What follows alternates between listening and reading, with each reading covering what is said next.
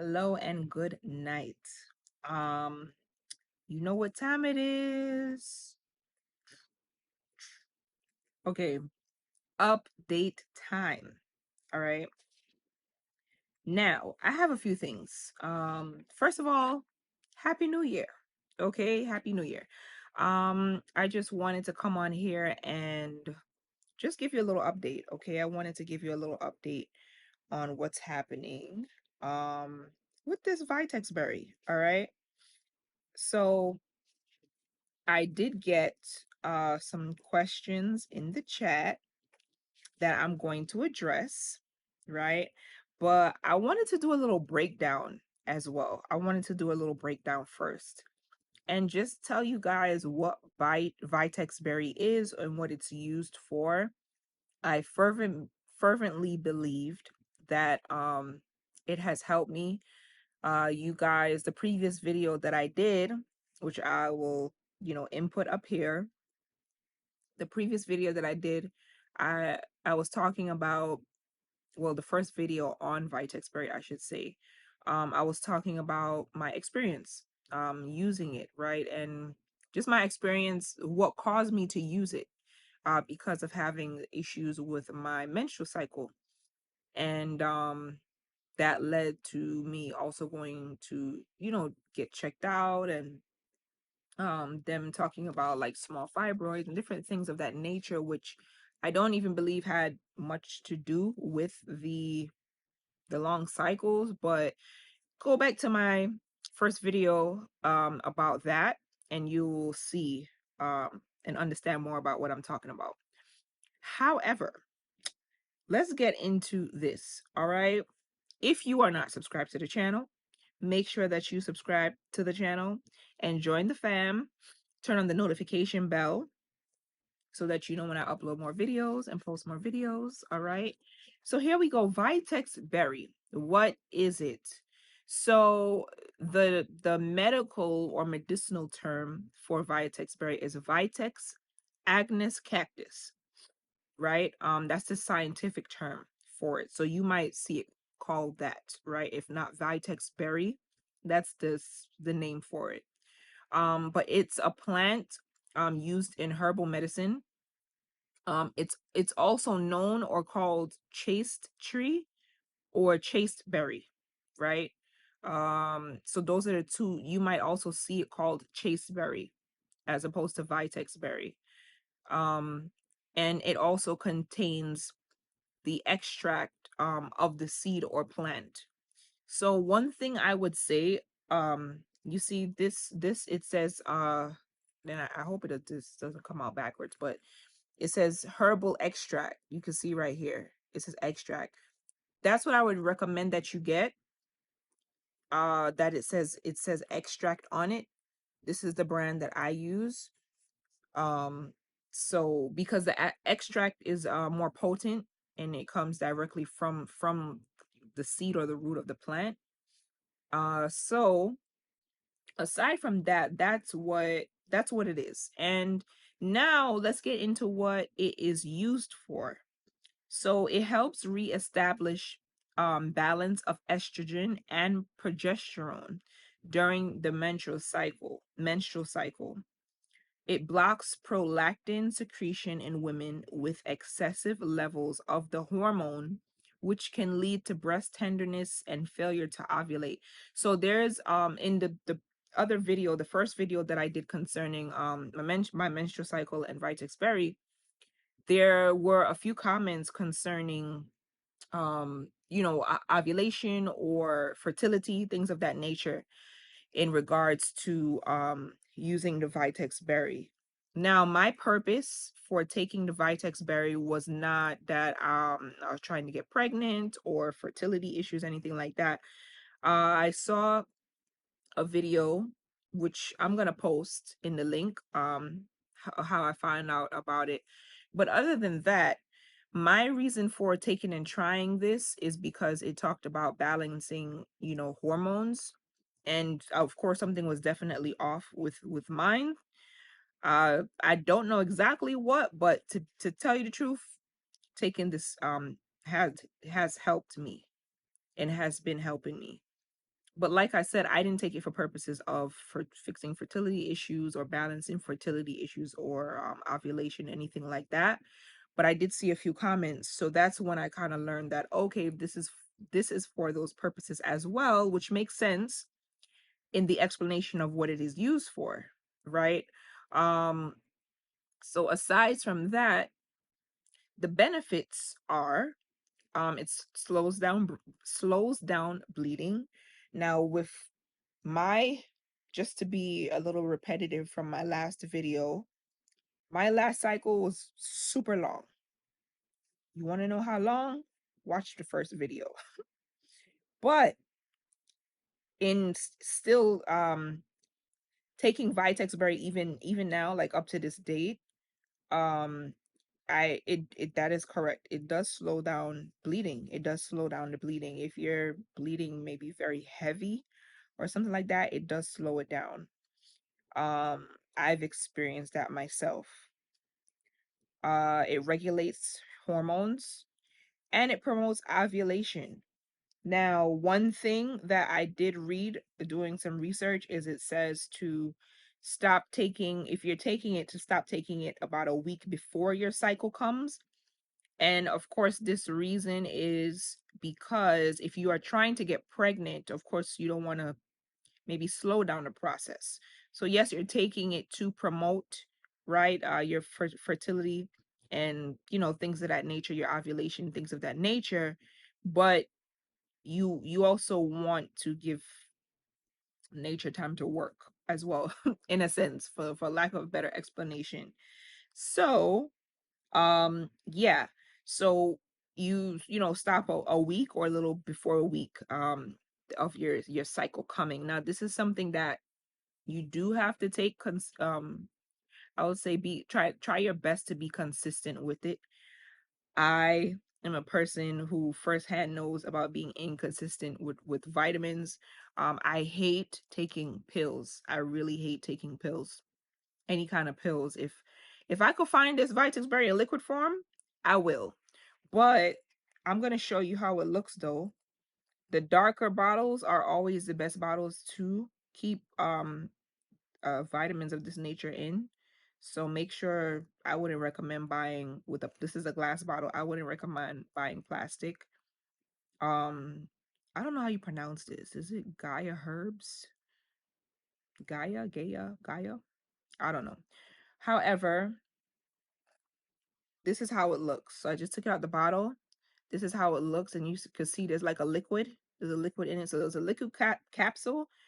It's not too hard going down. It's not, I mean, it's not hard going down. It's just I just don't like, it makes me gag. I don't like taking pills. I don't, never have. So that's that's the benefits of it, right? When to take it. Now on here it says adults take 2 capsules daily in the morning. Best results, like I said before, best results obtained long-term use. So it's not something that you take tonight and you see results two nights from now or 2 days from now, right? I would say I can't remember exactly when I started seeing results, if it was maybe a few weeks. Because if you're going through a specific issue, like I was going through a specific issue where my cycle, like it was very lengthy. So when I started taking it, I guess I think it was probably just taking a little time to slow down, maybe, or get back to some sort of normalcy. I would say 1 month tops. That's what I would say. I would say 1 month tops. And when that cycle stops, monitor when your next cycle comes and how that cycle is, like how long it lasts, if you have any clotting or anything like that. Um, I have very heavy clotting, like frightening when I tell you. Okay, I don't ever want to go back there. And what I've learned about opening up about this issue is that a lot of women can relate to that. It's not like I'm one of the few, but one of the many, right? And you watching this, you might say that to yourself as well. It's really how would I say it? I wouldn't say embarrassing because that's something that you more so keep privately to yourself. It's not like you're gonna walk the street and people are, knowing what you're going through. But even if you're married, it's very uncomfortable. It makes you very uncomfortable. And if even if you're not married, it's you as a woman, it's tiring, you know, being like that every day. You know what I'm saying? Like it's tiring and it's uncomfortable. It's frightening, and even after that, I tell you what, that I believe was God. So I in June, because the longest the previous video that I was telling you about when I started taking this was in March. That was the last time I had like that longest cycle.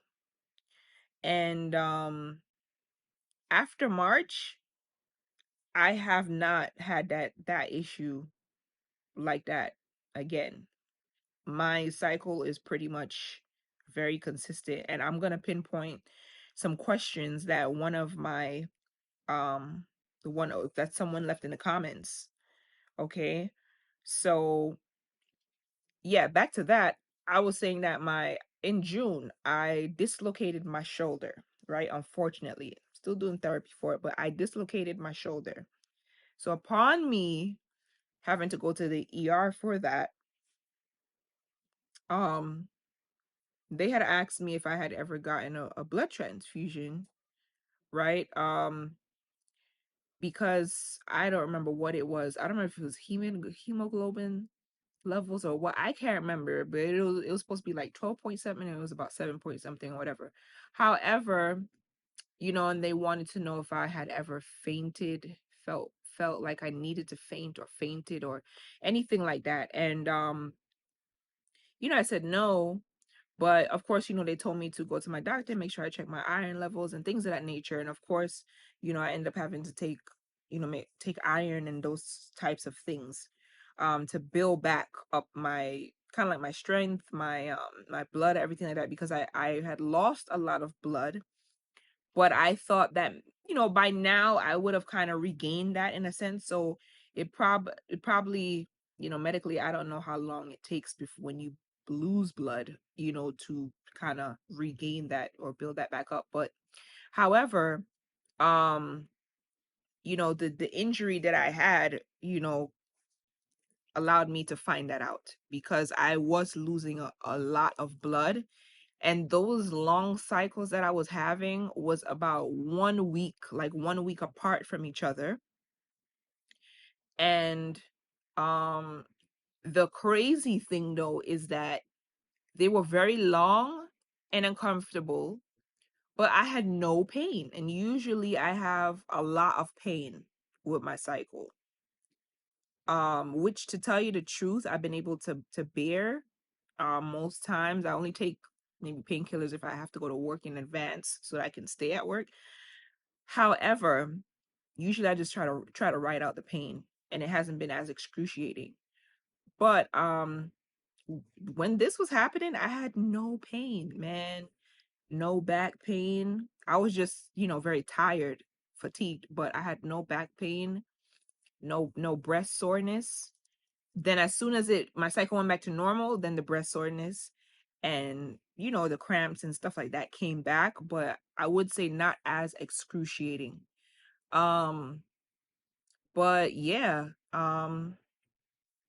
it's the truth, y'all. It's the truth. Now, some say it takes 3 months to work. That's a question mark. Everybody's body is different, everybody's experience is different. If you're consistent with it, I guarantee and think that it can very well work for you starting like a month or maybe even a little bit more than a month, depending on when you take it, or I should say maybe how long before your cycle that you take it. Um, some say take a 5-day break off from the first day of your period if you have regular cycles. So remember before I was telling you to stop like a week before your cycle comes. And of course, if you have irregular cycles, then it becomes a little bit tricky, but you should be able to take it at least 2 weeks and change out every month or so, right? Um, so that's for that. Now, let me address the questions, okay? Because I don't want to keep y'all any longer than I have to. But let me address the questions. So, um, Jamila Oliver, in my she watched my last video, right? And I want to address your questions, Jamila, because I'm sure there are other women that probably have the same questions, as well. Did your cycle regulate? Yes, it did. It did. After I started taking this, like I said, I really can't remember exactly how long from when I started taking it. I started to see results, but pretty much I kind of waited until my next cycle in a sense, so I would say close to a month. I would say that. So I would say give it about a month. And like I said, everybody's body is longer. Just try to be patient with it, but to be honest, it works, and I'm not the first person who has heard or talked about it working, you know, for them. But did my cycle regulate? It did. My cycle is usually 5, you know, so about 5 days or so, which you had asked how many days is my cycle lasting and is it monthly? It is monthly, and it does last about 5 days roughly, I would say. Yep. Yep. Especially if I've taken it maybe closer to when my cycle is coming, there is also a little bit less bleeding. And if I take it during my cycle, right? But like I said, if you are trying to, have a child or so, I wouldn't suggest you take it during your cycle. Take it, wait like a week before your cycle, and then, stop taking and give it a break or so, right? Or, monitor when you're supposed to be ovulating or anything like that. And then whatever the week is, before your ovulation time, or so to speak, stop taking like a week before that or so, right? Recommended. Okay, now of course, if this is not medical advice, so if you are trying to bear children, of course your GYN or whoever, your fertility doctor, whoever you're seeing, um definitely let them know that you're, taking the supplements or whatever. Regular medical doctors, a lot of them probably will not know what this is, so you can probably inquire with a naturopathic doctor. um but I mentioned to my doctor that I was taking this, and of course she didn't know much about it, but she said, all right, go ahead and see if it helps, because at the end of the day, you're trying to get something that helps but will not be detrimental to your body. All right. And there were two more questions that you asked Jamila, which is, how long were you taking it before it became regular? So like I said before, I would say roughly a month. And then the last one, yeah, well, the part two follow-up to that question is up in April is when it regulated pretty much. So March, yeah, March to April, about a month, right? So, and like I said, I have not, and I don't plan on dealing with that experience again. And it didn't make any sense either, all the bleeding either, because the fibroids, whatever fibroids that they said were there, were very, very small. So, to wrap it up, in me sharing this info with you, I'm glad that, you know, you guys are being blessed by the transparency in that experience. And I hope it does help, taking this Vitex Berry. And of course, along with Vitex and all supplements and stuff that we are taking, prayer works, okay? Prayer works. Prayer and lifting up the situation before God and asking him to help and assist you, and to um to help us with our health and being more determined, disciplined, things of that nature. But this is an issue that many probably might not want to talk about, and I was very private about this issue as well.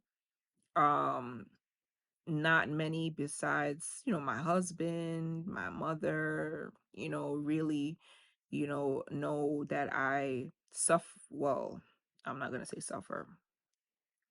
Okay, changing my word. Not suffer. I've suffered though with it, but that I was dealing with this issue, right? Because I usually try to keep it moving. I try to continue to just continue to push and keep myself going, but there's been times where it knocked me down, man. It knocked me down. Okay, sister snuck up on me and knocked me down a few times. But of course there's other things that can contribute, like, your diet and different things like that. But hey, if you want to continue this talk about fibroids, women health and stuff, I am still learning myself. Even in looking up what this is used for and talking about prolactin secretion and all these different things that leads, connected with your hormones. A lot of us women don't even understand our own hormones. I mean, you know, we know we got them, but we know, I'm saying, that there's certain things we know we have, but we don't really understand how it works, in terms of medically, I wouldn't say medically, but just our makeup. I'm saying, like, the different types of hormones that we have as women, and what affects them or can cause them to be unbalanced and stuff like that. It's overwhelming to be a woman. Okay, it's a lot. It's a lot. But um I just, wanted to share that, and I hope that you'll be encouraged to continue to press on and know that you don't have to suffer, man. You don't have to suffer for the rest of your life.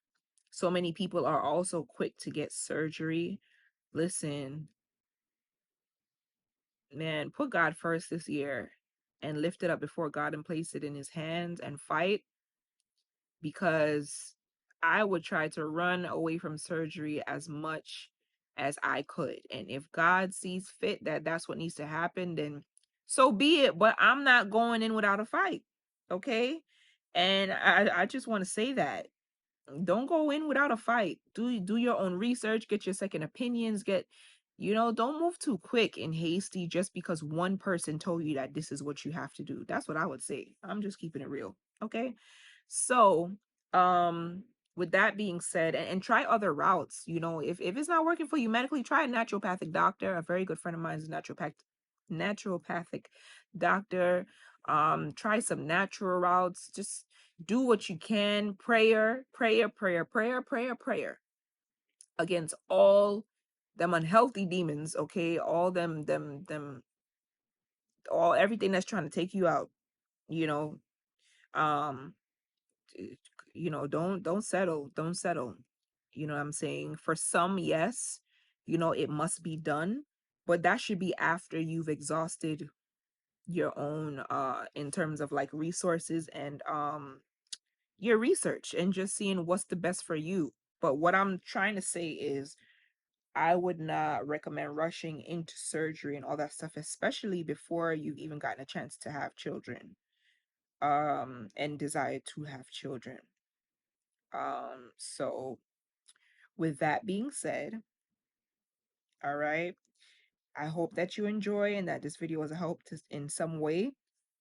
Please go and listen to my podcast. All right, that it's called Busy Being Fruitful. I hope that you enjoy. The first episode is out, but it's gonna be getting better, better, better, better, better. So I hope that you enjoy the conversation on there, and that you'll tune in and watch. And hey, this year is the start of many great things, many new things. So with that being said, have a blessed night and enjoy till next time.